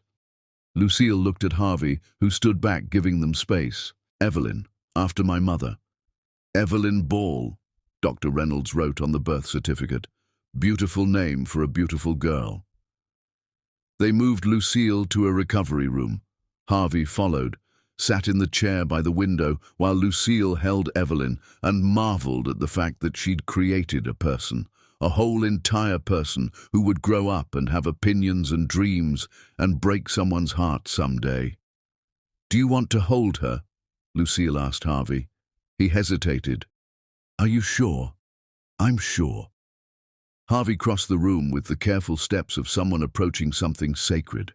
Took Evelyn with the gentle competence of someone who'd done this before. Lucille filed that question away for later. "Hi, Evelyn," Harvey said softly. "I'm Harvey. I'm not your dad, but I promise I'll protect you and your mom for as long as you'll let me." Evelyn made a small noise. Harvey smiled. Lucille's heart did something complicated in her chest. A knock on the door shattered the moment. A nurse appeared. "Mrs. Crucell, there's a man in the waiting room, says he's the father. Do you want him to come back?" Lucille's stomach dropped. Doug. He'd come. After everything. After the restraining order and the divorce and the explicit instructions to stay away. He'd come. "No," she said. "He's not allowed back here. He's very insistent. I don't care. He has a restraining order. If he doesn't leave, call security." The nurse left. 5 minutes later, shouting erupted from the hallway. Doug's voice loud and desperate. "That's my daughter! I have a right to see her!" Security's response was muffled. More shouting. Then quiet. Harvey handed Evelyn back to Lucille. "I'll handle this. Don't. He's not worth it. I'm not doing it for him. I'm doing it for you. You shouldn't have to deal with him right now." Harvey left before she could argue. Lucille held Evelyn close and listened to muffled voices in the hallway. Couldn't make out words, just tones. Harvey's calm, Doug's frantic, security's authoritative. 10 minutes later, Harvey returned alone. "He's gone." Security escorted him out. Hospital banned him from the premises for violating the restraining order. He won't be back. What did he say? Nothing that matters. Just desperate words from a desperate man. "Harvey." What did he say? Harvey sat down, looked at her with an expression she couldn't read. "He said you stole his life, that I stole you, that Evelyn is his daughter and he has rights. He said a lot of things, none of them true, none of them worth repeating. But you're repeating them anyway. Because you need to understand that he's not going to accept this quietly. He's going to fight, maybe not in court, but in other ways. You need to be prepared." Lucille looked down at Evelyn sleeping in her arms. "I am prepared." I'm prepared to do whatever it takes to keep her safe, even if that means destroying him completely. You're not a destroyer, Lucille. Then maybe it's time I learned. They stayed in the hospital for 2 days. Standard post-birth monitoring. Lucille learned to breastfeed, change diapers, and function on 2 hours of sleep. Harvey stayed the entire time, slept in the chair by her bed, brought her food from outside because hospital food was inedible, made her laugh when exhaustion threatened to drown her. You don't have to stay, she told him on the second night. I'm fine. The baby's fine. Go home. Sleep in an actual bed. I'm fine here. Harvey, Lucille, I've waited 17 years to be here. Let me stay. She was too tired to argue, too grateful to push. She let him stay and pretended it didn't mean anything. Pretended having him there didn't feel like the most natural thing in the world. On the third day, they went home to the estate. Lucille sat in the back seat with Evelyn's car seat, watching her daughter sleep, marveling at how something so small could be so terrifying. What if I mess this up? She asked Harvey. What if I'm a terrible mother? Then you'll be a terrible mother who loves her daughter. That's better than most people get. That's not comforting. It's honest. Back at the estate, Harvey had converted one of the guest rooms into a nursery. Crib, changing table, rocking chair, mountains of supplies. Lucille stood in the doorway and felt tears coming. When did you do this? While you were in the hospital. Had some people come in and set everything up. Is it okay? It's perfect. Everything is perfect. That's the problem. Why is that a problem? Because you keep doing these perfect things and I keep owing you more than I can ever repay, and eventually you're going to realize I'm not worth all this effort. Harvey set down the bags he'd been carrying, crossed to stand in front of her. You want to know what I realized? I realized that I don't need you to be worth it. I need you to be happy. If helping you be happy means doing perfect things, then I'll do them, not because you owe me, because I want to. That's not sustainable. Neither is love, but we do it anyway. He left her standing in the nursery, processing words she wasn't ready to hear. She put Evelyn in the crib, watched her daughter sleep, and wondered how she'd gotten here. How her life had gone from picture-perfect marriage to single motherhood in a billionaire's guest house in the span of months. The answer was obvious. Doug had thrown her out of a car and Harvey had caught her.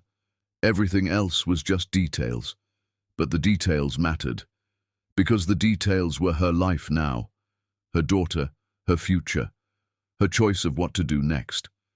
For now, she chose sleep, chose trust, chose to let Harvey keep being perfect while she figured out how to be enough.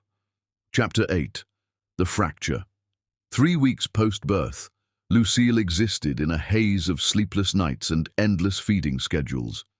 Evelyn was a good baby, everyone said so, but good was relative when you were functioning on 90-minute sleep intervals.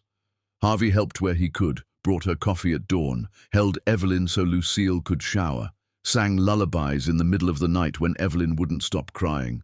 He was too good, too present, too everything. You don't have to do this, Lucille told him one morning while he made breakfast, and she fed Evelyn. You don't have to be here for every moment. You have a company to run, a life to live. This is my life. Harvey, Lucille, I've been running Clooney Industries for 15 years. It runs fine without me micromanaging every decision. My executives know what they're doing. I'm choosing to be here. Let me choose. But his choosing felt like pressure, felt like debt accumulating, felt like she was taking and taking without giving anything back. The breaking point came on a Wednesday afternoon. Evelyn had been crying for 2 hours. Nothing worked. Not feeding, not changing, not holding, not putting down. Just crying that felt like it was drilling into Lucille's skull and rewiring her brain into mush. Harvey took Evelyn gently. Let me try. Lucille handed her over and walked outside, sat on the dock with her head in her hands and felt herself fracturing. This wasn't how it was supposed to be. She was supposed to be in her mansion with a husband who loved her and a baby who slept and a life that made sense. Instead, she was alone in a billionaire's house with a crying baby and a future that terrified her. Harvey found her an hour later. Evelyn had finally fallen asleep. "She's down. You should rest while you can." "I can't rest. My brain won't shut off." He sat beside her, too close. She could feel his warmth, and it made her angry for reasons she couldn't name. "Talk to me," he said. "About what? About how I'm failing at being a mother 3 weeks in. About how I'm living in your house taking your charity while giving you nothing. About how every perfect thing you do makes me feel worse about myself." "Lucille, no. Don't Lucille me. Don't be understanding and patient and perfect. Don't sit there being everything Doug wasn't and make me feel guilty for not being able to love you back the way you deserve." Silence. Harvey stared out at the lake. "Is that what you think?" he finally said. "That I'm doing this to make you feel guilty? I think you're doing this because you've loved me for 17 years and you're hoping if you're perfect enough, I'll finally love you back. And that's not fair, not to either of us." "You're right. It's not fair." He stood. "But I'm not doing this for love. I'm doing this because I promised your mother I'd keep you safe. I'm doing this because you need help and I can give it. I'm doing this because watching you struggle when I have resources to help would make me a monster. So I'm a charity case. You're someone I care about who's going through hell. Let me help you through it without turning it into something complicated." "It is complicated, Harvey. Everything about this is complicated. You love me. I can't love you back. You're perfect. I'm broken. You're patient. I'm angry. We're living in this weird limbo where I'm not your girlfriend, but I'm not your girlfriend, and Evelyn is not your daughter, but you're the only father figure she's ever going to know, and I don't know how to navigate any of this." She was crying now. Ugly, exhausted tears. Harvey moved like he wanted to comfort her, then stopped himself. "What do you want, Lucille? Really want? Because I'll do it. Whatever it is. If you want me to leave, I'll leave. If you want space, I'll give you space. If you want me to stop caring, I can't do that, but I can hide it better. Just tell me what you need. I need to know if I'm staying here because I want to or because I have nowhere else to go. I need to know if what I feel for you is real or just gratitude disguised as something more. I need to know if I'm healing or just hiding. And I can't figure any of that out while you're here being perfect all the time." Harvey absorbed this, then nodded. "Okay. Okay, what? Okay, I'll go. I'll go back to the city. You stay here. Take as much time as you need. Figure out what you want without me hovering. The house is yours. Everything in it is yours. Stay a month. Stay a year. Stay forever. Just figure out who you are without me influencing the answer." "Harvey, I didn't mean—" "Yes, you did. And you're right. I've been suffocating you with help, with presence, with too much too soon." He turned to face her fully. "I love you. I've loved you since we were kids. That's never going to change, but you don't owe me anything because of that. Not love, not gratitude, not your future. You owe yourself healing. You owe Evelyn stability. You owe Doug nothing. Me, I'm just the guy who was there when you needed someone. That's all I ever wanted to be." He went inside, packed a bag, left within the hour. Lucille watched his car disappear down the driveway and felt simultaneously relieved and devastated. She'd pushed him away. She'd done it on purpose. She'd done it because she was terrified of owing him, of needing him, of falling for him and making another mistake. She'd done it because she was scared, and now she was alone in a huge house with a 3-week-old baby and no idea what to do next. Evelyn woke up crying. Lucille went inside, picked her up, fed her, changed her, rocked her back to sleep, did all the things she was supposed to do, survived another day of single motherhood. That night she stood in the nursery Harvey had built and finally let herself admit the truth. She was falling for him. Had been falling for him since the night he found her in the rain. Maybe since she was 17 and ran from the intensity of his kiss. She'd spent 17 years running, and he'd spent 17 years chasing. But she'd pushed him away anyway, because falling meant trusting, and trusting meant risking, and she wasn't ready to risk again. Not yet. Maybe not ever. Her phone buzzed. A text from Harvey. "If you need anything, call. I mean it. Anything." She typed and deleted 5 responses. Finally sent, "Thank you." 3 dots appeared, disappeared. No response came. Lucille put her phone down and focused on what she could control. Evelyn, the house, her healing. Everything else would have to wait. Doug found out about Evelyn's birth through social media. Someone had leaked a photo. Lucille leaving the hospital with a baby carrier and Harvey at her side looking protective. The caption, "Abandoned wife thriving with mystery man and new baby." Doug stared at the photo for hours, at Lucille looking tired but happy, at the baby he'd never met, at Harvey standing beside them like he belonged there, like Doug had been erased. He called his lawyer. "I want a paternity test. I want custody evaluation. I want to meet my daughter." "Doug, the restraining order—" "I don't care about the restraining order. That's my daughter. I have rights." His lawyer sighed. "I'll file the motions.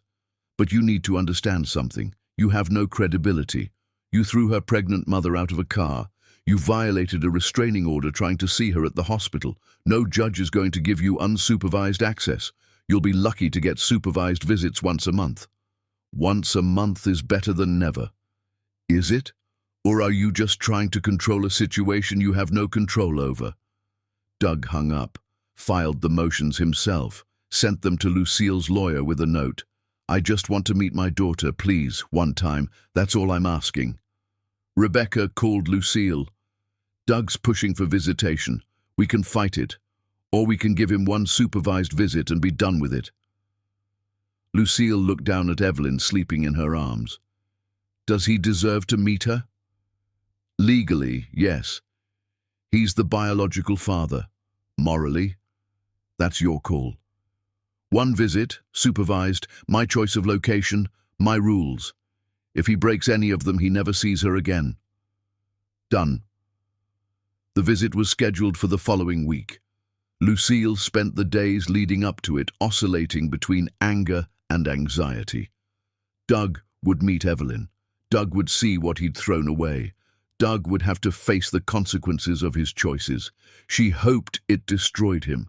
She hoped it healed him. She hoped something. Because feeling nothing toward him would mean he'd won, would mean he'd taken not just her marriage, but her capacity to care. Harvey called the night before the visit. "Do you want me there?" "No, this is something I need to do alone." "Okay, but I'm one call away if you need me." "I know." "Lucille?" "Yes?" "You're braver than you think you are." "I'm terrified. That's what makes it brave." She hung up and held Evelyn close. Tomorrow her daughter would meet her father, the man who'd thrown them both away before Evelyn was even born. Lucille didn't know what would happen, didn't know how to prepare for it, just knew she had to face it. Because running was over, hiding was over. This was her life now. Doug was part of Evelyn's story whether Lucille liked it or not. But he was no longer part of hers, and that made all the difference. Chapter 9. The Breaking Point. The meeting took place at a child services office, neutral territory. Rebecca on one side, Doug's lawyer on the other, a social worker monitoring. Lucille sat in a private room holding Evelyn while Doug waited on the other side of the door. 4 weeks old. Evelyn was 4 weeks old and about to meet the father who'd tried to kill them both. "You don't have to do this," Rebecca said. "We can still walk away." "No, he deserves this. Deserves to see what he threw away." "And what if he tries to claim parental rights?" "Then we fight. But I won't stop him from meeting her. I won't be the person who uses their child as a weapon, even if he was." Rebecca nodded, opened the door. Doug walked in. He looked terrible, thinner, older, haunted. He stopped when he saw Lucille, his eyes going immediately to the baby in her arms. "She's beautiful," he whispered. "Her name is Evelyn." "After your mother?" "Yes." Doug took a step closer. The social worker moved with him, maintaining professional distance. Can I hold her?" Lucille's every instinct screamed no. Instead, She stood and placed Evelyn in Doug's arms with the careful instruction of someone handling explosives. Support her head. Don't squeeze. If she cries, give her back immediately. Doug took his daughter with shaking hands, looked down at her with an expression Lucille had never seen, pure devastation. "Hi, Evelyn. I'm your dad. I'm the man who ruined everything before you were even born. I'm sorry. I'm so sorry." His voice broke. Tears fell onto Evelyn's blanket. Lucille watched without sympathy, without anger, just cold observation. "She looks like you," Doug said. "She has your nose, your mouth. She has your hair." "Yeah." He touched Evelyn's dark hair with one finger, gentle, reverent. "I missed everything. The pregnancy, the birth, these first weeks. I missed all of it because I'm an idiot who threw away the best things in his life for nothing." Claire wasn't nothing. She was your choice. She was never a choice. She was an ego trip, a midlife crisis, He stopped, looked at Lucille. "There's no excuse. Nothing I say will make it better. I know that. But I need you to know I didn't understand what I had until I lost it. I didn't understand that you were everything, and I was nothing without you. That's not my problem anymore. I know it's not. But I'm saying it anyway because you deserve to hear it. You deserved better than me. You deserved everything I never gave you. And this baby," he looked down at Evelyn, "she deserves a father who's worth something. And I'm not. Not yet. Maybe not ever. But I'm trying." "Trying doesn't undo what you did." "No, it doesn't. But it's all I have." Evelyn started fussing. Doug immediately handed her back to Lucille, careful not to touch her in the transfer, maintaining distance, respecting boundaries he'd destroyed months ago. "Thank you," he said, "for letting me meet her. I don't deserve it." "No, you don't. Can I see her again? Once a month? Supervised? Whatever terms you want. I just want to know my daughter." Lucille looked at this man she'd loved for 7 years. This man who'd destroyed her. This man who was Evelyn's father, whether she liked it or not. "Once a month. Supervised. Here at this office. If you miss one visit, you forfeit all future visits. If you violate any rules, you're done. If you do anything, and I mean anything, to upset her or me, you'll never see her again. Understand?" "Yes, thank you. Thank you so much." "Don't thank me. I'm not doing this for you.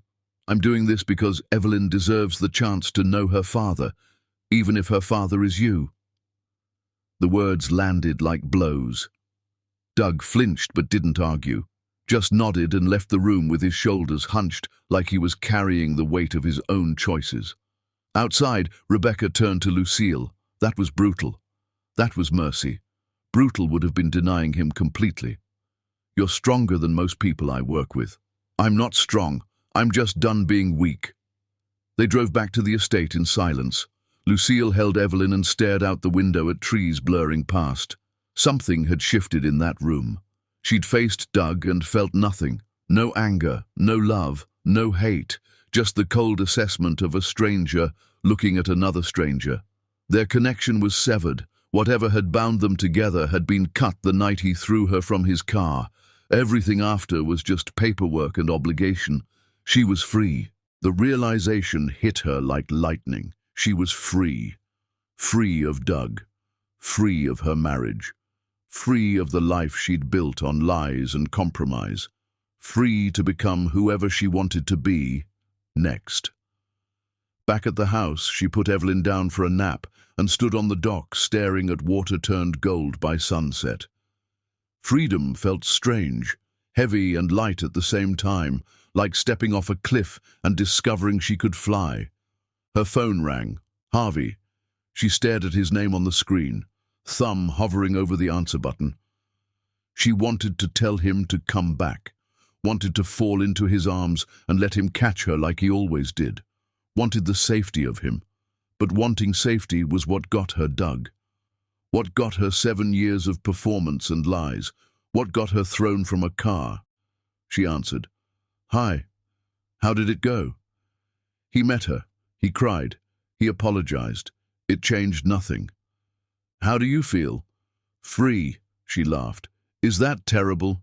That watching him hold our daughter and apologize made me feel free instead of conflicted? That's called healing. You're allowed to feel it. Silence stretched between them. Lucille knew what she was supposed to say next. Knew Harvey was waiting for her to ask him back. Knew he'd come if she asked. Harvey, I need to tell you something. Okay. I need time. Real time. Not just days or weeks. I need to figure out who I am when I'm not running from something or towards someone. I need to be alone with myself and Evelyn and learn how to stand without anyone holding me up. The silence on the other end was deafening. How long? His voice was careful, controlled. I don't know, however long it takes. And what if I'm not here when you're ready? What if I finally move on? The question hurt, but it was fair. Then I'll be happy you found someone who didn't make you wait. You deserve that, Harvey. You deserve someone who's ready. And I'm not ready. Not yet. I've waited 17 years. I know, and I'm asking you to wait longer, or not wait at all. Your choice. But I can't come to you from a place of need anymore. If I come to you, it has to be from a place of want, of choosing you because you're who I want, not because you're who I need to survive. Harvey was quiet for so long she thought he'd hung up. Then, okay, take your time, figure out who you are. I'll be here when you're ready, if you're ever ready, and if you're not, at least I'll know it's because you chose yourself, not because I didn't try hard enough. Harvey, I love you, Lucille. I've loved you since we were kids. That's not changing, but you're right. You need to love yourself first. So go do that. I'll wait. He hung up before she could respond. Lucille stood on the dock holding her phone, tears streaming down her face, and felt the weight of her choice settle over her. She'd chosen herself. For the first time in her life, she'd chosen herself over a man, over safety, over the easy path. It felt terrifying. It felt right. That night, she sat in the nursery watching Evelyn sleep and let herself feel the full weight of being alone.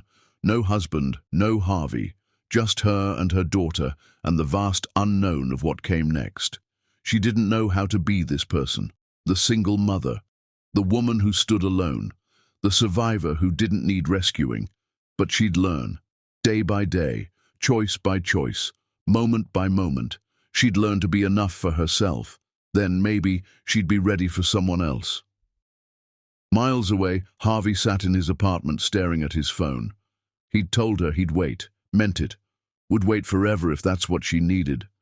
But waiting hurt. Waiting was torture.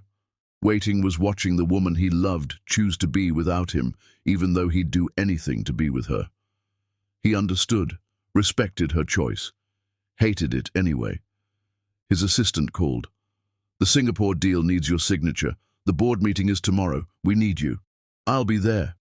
He'd throw himself into work, into building and strategizing and solving problems that had solutions, because the problem of loving Lucille Ball had no solution, only patience, only time, only hope that someday she'd choose him the way he'd chosen her 17 years ago. He could wait. He'd proven that. But the waiting was killing him slowly, and he wondered if love was supposed to hurt this much, if devotion was supposed to feel like bleeding out one day at a time. He didn't know. Only knew he'd do it anyway. Because the alternative, not loving her, was worse than any pain she could cause him. Doug sat in his apartment staring at the single photo he'd taken of Evelyn on his phone. His daughter. The baby he'd never expected to love this much from one meeting. He'd meant what he said. He'd try to be better. Try to be worthy of seeing her grow up. Try to be the father she deserved instead of the man he'd been. His therapist asked him in their next session, "What do you want, Doug? Really want?" "I want to go back. Change everything. Be the man I should have been." "You can't go back.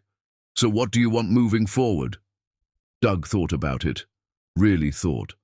"I want to be someone my daughter isn't ashamed of. I want to be the cautionary tale that helps other men not make my mistakes. I want my suffering to mean something. That's growth. That's consequence. Growth is what I do with it.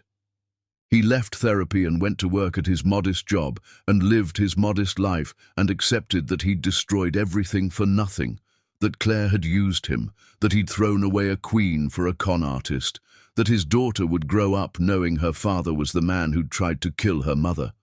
He deserved the weight of it, deserved to carry it forever, deserved no forgiveness, no peace, no second chances. But he'd try anyway, try to be better, try to be worthy of the small mercy Lucille had shown him by letting him see Evelyn once a month. It wasn't enough, would never be enough, but it was all he had. And maybe if he tried hard enough for long enough, his daughter would one day understand that monsters could become men again, that broken people could heal even if they never stopped being broken. It was the only hope he had left. Chapter 10. After the Storm. 3 months passed in quiet solitude. Lucille learned the rhythm of life alone with Evelyn. Morning feedings at dawn while the world slept. Afternoon walks through the estate where cherry blossoms fell like snow. Evening lullabies sung off-key while Evelyn's eyes grew heavy. Just the two of them, learning each other, building something that belonged only to them. Harvey kept his promise. He stayed away, sent weekly texts asking how they were. Nothing more, never pushed, never demanded, just checked in and waited like he'd been waiting for 17 years. Lucille appreciated the space, needed it, used it to figure out who she was when she wasn't performing for anyone, when she wasn't Doug's wife or Harvey's love or anyone's anything except Evelyn's mother and her own person. She started painting again, set up an easel on the dock and painted the lake in every light, dawn gold, midday silver, sunset copper, night black, each painting different, each one hers. No one to tell her it was impractical or childish or a waste of time, just her and colours and the freedom to create without judgment. The divorce papers came through in month 2. Rebecca called with the news. "It's official, you're divorced." Lucille felt nothing, no relief, no sadness, just the quiet acknowledgement that a chapter had closed. Thank you for everything. What will you do now? Live, just live. Doug maintained his monthly visits with mechanical consistency, showed up, held Evelyn, spoke to her in soft tones about how sorry he was, how he'd do better, how he hoped one day she'd understand. Never asked Lucille for anything, never pushed boundaries, just existed in the margins of their lives like a ghost haunting his own choices. Lucille watched him with detached curiosity. This man who'd once been her entire world now felt like a character from someone else's story. She felt no anger toward him anymore, no love either, just the empty space where feeling used to be. Eleanor called one afternoon. "I did it.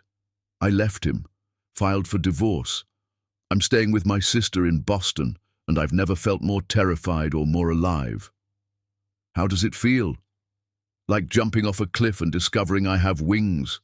You gave me permission to fly, Lucille. Thank you for that." After they hung up, Lucille stood on the dock holding Evelyn and realized something profound. She'd given Eleanor permission to leave, but who had given Lucille permission to stay, to choose solitude, to not need anyone, to be enough on her own? She'd given herself that permission, and it felt like power. Month 3 brought a decision. She couldn't hide at the estate forever. Evelyn needed socialization. Lucille needed community. They needed to build a life that existed in the world, not separate from it. She found an apartment in the city, 3 bedrooms, top floor, balcony overlooking a park where children played.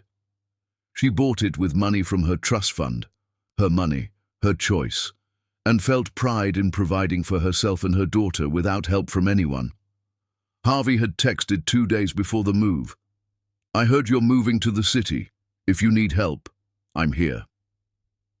She'd stared at the message for an hour before responding, "Thank you. I think I need to do this one myself. His response came immediately. I understand. I'm proud of you. 4 words that made her throat tight. I'm proud of you. When was the last time someone had said that without wanting something in return? Moving day was chaos. Boxes everywhere. Evelyn crying because everything was different. Lucille exhausted and overwhelmed and questioning every choice that led her here. She sat on the floor of her empty living room, surrounded by her life in cardboard, and wondered if she'd made a terrible mistake. A knock on the door. She opened it to find Eleanor standing there with coffee and donuts. Thought you could use a friend, Eleanor said simply. They spent the afternoon unpacking together, talking about nothing and everything, building the kind of friendship that came from shared survival. When Eleanor left, Lucille stood in her new apartment and felt something settle inside her chest. She wasn't alone. She'd chosen solitude to heal, but she didn't have to stay isolated forever. She could build a life with friends and community and connections that didn't require her to lose herself. That night she called Harvey. He answered on the first ring. Hi. Hi. His voice was careful. How's the new place? Terrifying, perfect, overwhelming, home. She paused. I miss you. Silence. Then, I miss you too. I'm not ready yet. But I wanted you to know, I miss you. I think about you. I wonder if you're okay. I'm okay. I'm waiting. Still. Harvey, you don't have to. I know I don't have to. I want to. There's a difference. What if I'm never ready? What if I've changed too much and what I feel for you isn't what you need it to be? Then I'll have spent my time loving someone extraordinary who didn't love me back. Worse fates exist. That's not fair to you. Maybe not, but it's my choice. Let me make it. They talked for 2 hours. About nothing important. About everything that mattered. About Evelyn's first laugh and Lucille's paintings and Harvey's latest business acquisition. Easy conversation, comfortable, like slipping into old clothes that still fit perfectly. When they hung up, Lucille lay in her new bed in her new life and realized something terrifying. She wasn't ready to choose Harvey because she needed him.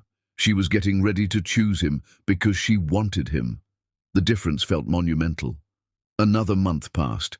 Lucille built routines, mommy groups at the park, coffee shops where she painted while Evelyn napped, art classes where she learned techniques she'd never had time for before. A life that was hers, full, rich, completely independent of any man. She saw Harvey once during this time, ran into him at a gallery opening. He looked good, tired, but good. They talked for 20 minutes about art and nothing, the conversation easy but loaded with everything they weren't saying. You look happy, he said as they were leaving. I am. I'm building something I'm proud of. I'm glad. He hesitated. I'm seeing someone. Nothing serious, but I wanted you to know. I don't want you hearing it from someone else. The words hit like a physical blow. Lucille forced herself to smile. That's good. You deserve happiness too. Yeah. He didn't sound convinced. They parted ways. Lucille went home and felt something crack inside her chest. Harvey was moving on, like she'd told him to, like she'd given him permission for, like she'd wanted for him. Except she hadn't wanted it. The realization crashed over her in waves. She'd wanted him to wait forever, wanted him to be there when she was ready, wanted him to choose her even when she wouldn't choose him. And that wasn't fair, wasn't right, wasn't love. It was selfishness. She spent 3 days processing, then called Rebecca. The woman Harvey's seeing, do you know anything about her? Why? Because I'm trying to figure out if I'm jealous or relieved. Rebecca laughed. That's growth, admitting you don't know what you feel. A pause. From what I hear, it's very casual. A friend of a friend, nothing serious. Why? Because I think I might be ready. And I need to know if I'm too late. Only one way to find out. Lucille waited until evening, put Evelyn to bed, changed clothes 3 times, finally settled on jeans and a sweater, casual, like this wasn't the most important moment of her life. She drove to Harvey's building, stood outside for 10 minutes gathering courage, then went inside. His apartment was on the 20th floor. She knocked before she could change her mind. He answered, looking confused. "Lucille, is everything okay? Is Evelyn—" "She's fine.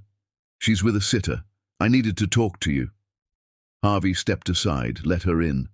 His apartment was exactly like him. Minimal, elegant, books everywhere.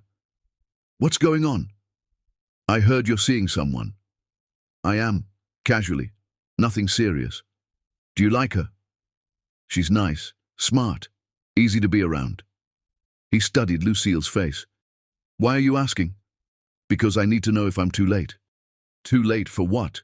"For you." The words came out quiet, terrified. "I've spent 4 months learning how to stand alone. Learning who I am without anyone defining me. I'm strong enough now to survive without you.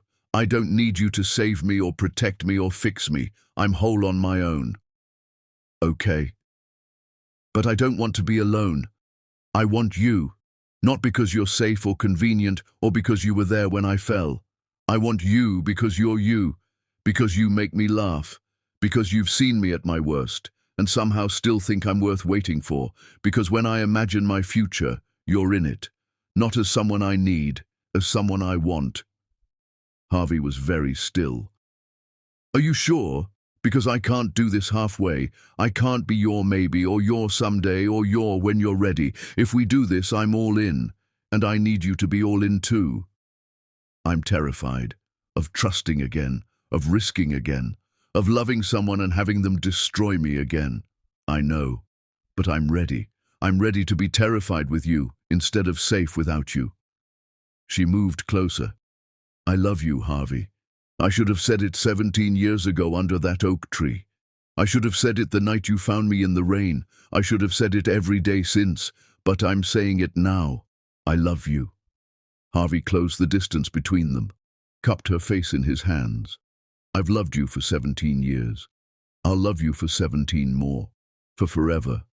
You're it for me. You've always been it." "What about the woman you're seeing?" "She's a nice person who deserves someone who's not in love with someone else. I'll end it respectfully. Then I'm yours, if you'll have me." "I'll have you." He kissed her, not desperate, not urgent, just steady and sure and full of 17 years of waiting finally ending. Lucille kissed him back and felt something click into place. This was right. Not perfect, not easy, but right. They spent hours talking about what came next, about taking things slow, about building something together instead of her depending on him, about being partners instead of savior and saved. "I want you in my life," Lucille said as she was leaving, "but I need to keep building mine too. Can you handle that?" "I've waited 17 years. I can handle anything." She kissed him goodbye and drove home to her daughter and her apartment and her life that was finally completely hers. Harvey was part of it now, but he wasn't all of it. She'd made sure of that. Doug heard about Lucille and Harvey through social media. A photo of them at a park with Evelyn, looking happy, looking like a family. He stared at the image for a long time, then closed his phone and went to therapy and talked about acceptance, about letting go, about understanding that some mistakes cost you everything and you just had to live with that. "Do you resent Harvey?" his therapist asked. "No, I resent myself. Harvey's just the man who loved her better than I did. That's not his fault, it's mine. That's growth, Doug. That's consequence. Growth is what I do with it." He kept showing up for monthly visits, kept being consistent, kept trying to be a father Evelyn could be proud of someday. Even if that someday never came, even if she grew up hating him, he'd try anyway, because trying was all he had left. Spring arrived. Lucille stood on her balcony watching cherry blossoms fall like snow while Evelyn played at her feet and Harvey made breakfast in her kitchen. Her apartment, her life, her choice. She'd survived a storm that should have destroyed her, had climbed out of the wreckage and built something new. Not perfect, but hers. And standing beside her was the man who'd waited 17 years for her to find her way home. She'd finally made it. The end.